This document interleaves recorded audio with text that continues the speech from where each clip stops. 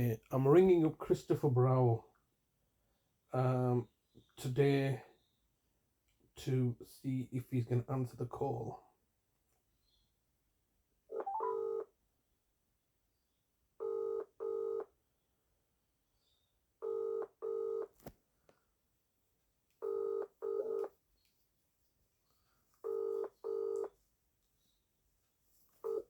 This is the Vodafone voicemail service for 07762471996. Please leave a message after the tone. When you finish recording, please hang up or press the hash key for more options. Yes, hello, Mr. Browell. It's Mr. Hussein here.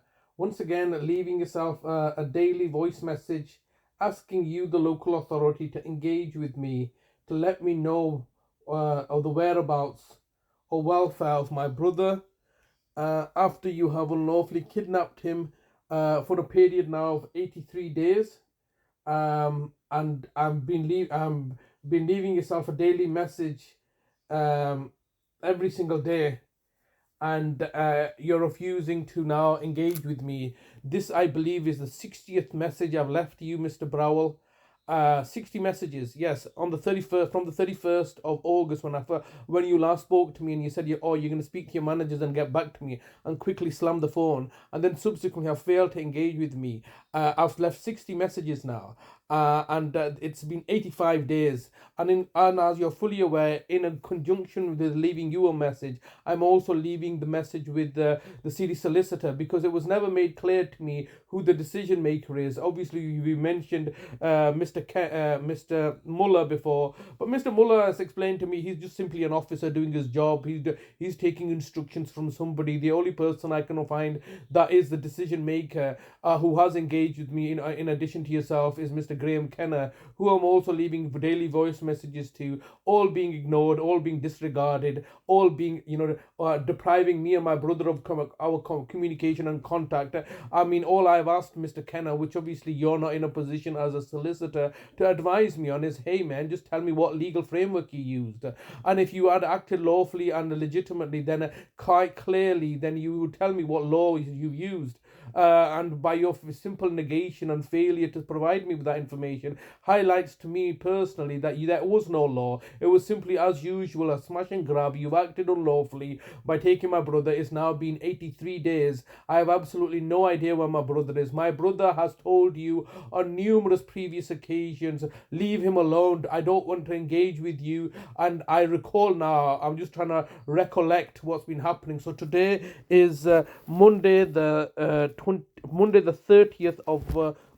30th of October 2023, and the time is around about 10 to quarter to or 10 to 12, and I'm just trying to remind myself of the situation when you first contacted me. Obviously, I recorded that conversation and I've recently publicized it, that you first contacted me on the 29th of October 2021.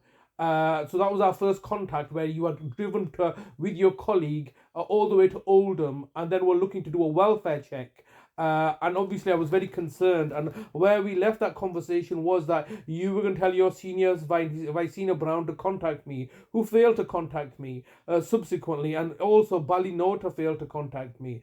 And I'm just reminding myself that on the 29th of October 2021 was the first time I contacted you, and then was the first time you contacted me. That was the first time you introduced yourself, and where you had come down, and I've never met you before, and I was expecting either fungi or Balgit Nota, but considering I was not expecting fungi, because 8 days prior, on the 21st of October 2021, I had a really cantankerous conversation, or really a difficult conversation with Fungi Machichitiri, who I was not expecting to have come down on the 19th of October 2021. So Balgit Nota and Fungi Machichitiri had come down on the 19th of October, once again under this proviso of a welfare check, and it was quite clearly evident to me that this was as a result of looking to pervert the course of justice, because the case was still in court.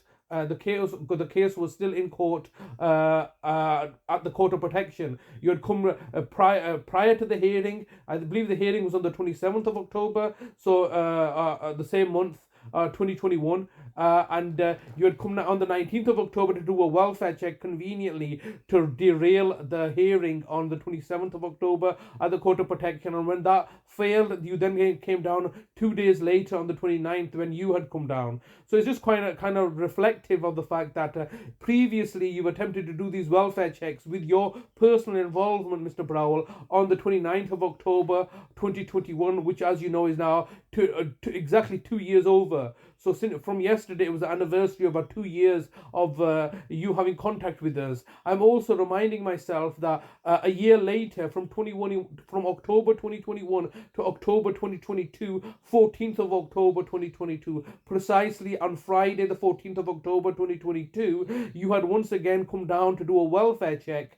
And this time it was triggered by the Manningham Housing Association, purportedly from the gas safety inspectors, who had never come into the house, who had raised concerns. When you had come down, subsequently we had a conversation the following week where you were very reluctant to tell me exactly the details and the timing of events, which you later then did elucidate, and I did ask for it to be in writing, which you failed to provide. But it's very interesting that year upon year, going back 5 years, if not 10 or 15 or 20 years, you've been targeting both me and my brother as a local authority, and now we're in a situation tomorrow where I'm going to answer a police. You have 15 seconds recording time remaining.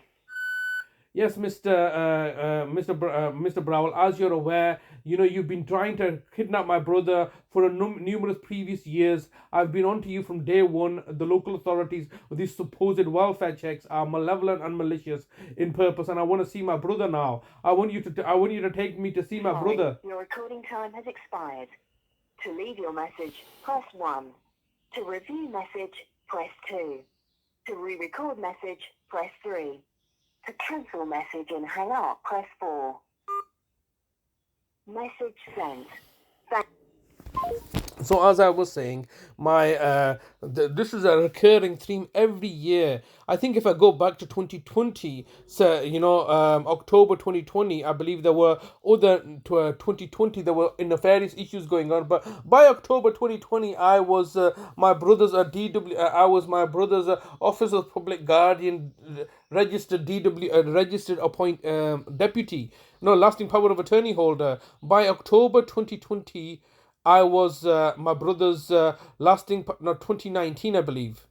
Yeah, I can't remember what happened in 2020, but every year upon year, since the moment of his release, which was on the 14th of August 2020, 2019. 2018. So from the 14th of August 2018 onwards, they've been targeting us, trying to get him back into their custody and care, trying to antagonize me, trying to have these cases brought against regarding my mother, to have me once again done for contempt of court, to put me back into prison. They've been desperately trying to get me back into prison ever since my release on the 12th of July 2017. They've tried every little trick in the book. They've been sitting back, plotting, planning and conspiring to put me back into prison. And tomorrow, when I go to answer the police bail conditions, maybe they'll have an opportunity. And I'm obviously fearful of this. But the bottom line remains is that they've taken my brother, kidnapped him unlawfully, are holding him hostage. They're not telling me where he is, what his whereabouts are. They are depriving us of our freedom and liberties. They are contriving to create a situation and a scenario where I look to kick off. And as I look to kick off, they will then use my aggression or my reaction as the basis of their justification. So they're antagonizing me, getting me to justify, getting me to react, so they can then justify their malevolent actions. And this is the purpose of why Fungai Machichitiri, whom I was verbally abusive to on the last conversation that we had in August 2021, would then look to come down to antagonize me with the Baljit note, and no doubt the police. And then and I've told him, why did you come down? And he just said, I'm just trying to be a familiar face. If you were trying to be a familiar face to come to see Talib, why, when on the 8th of August, have you not been a familiar face to come down to see Talib, and you got somebody else to come down? It's all, they just change the goalpost around, innit? There is no rules and regulations. It's all up in the air. They do as they please. They'll say, this is one justification, and then they'll contradict themselves with another justification. It's all lies and deceptions, and they know it. Hence why, 60 messages later, he's refusing to engage with me. But what can you do but be patient and persevere?